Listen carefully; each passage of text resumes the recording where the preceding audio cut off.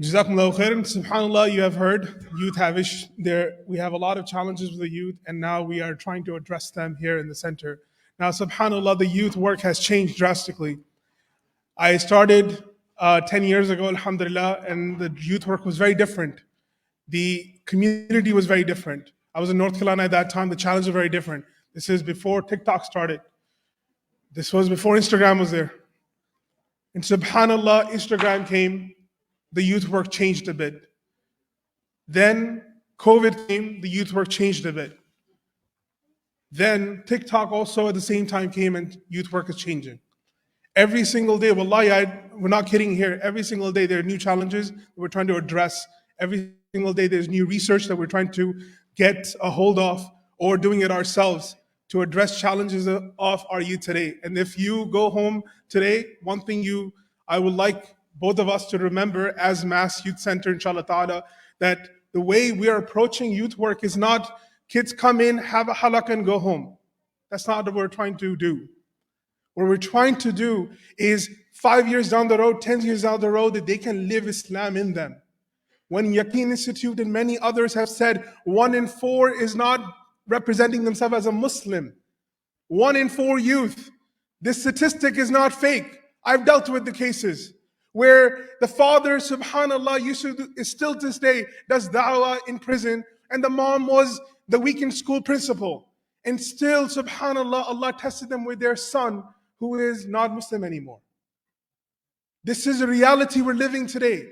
If you tell them something very simply, they can TikTok it, they can post it there, and everyone in the world can give them the opinion that they unfortunately value above us.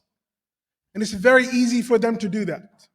And that's where we all have to come together, inshallah ta'ala, have a proper strategy that we can take our youth where they are and address their challenges. I dealt with the same thing, by the way, when it comes to challenges. I remember when I was getting active and such, there was one time I was in a gathering in college, and subhanAllah, I was energetic and overzealous, and the sheikh asked a question, and I raised my hand and I said it.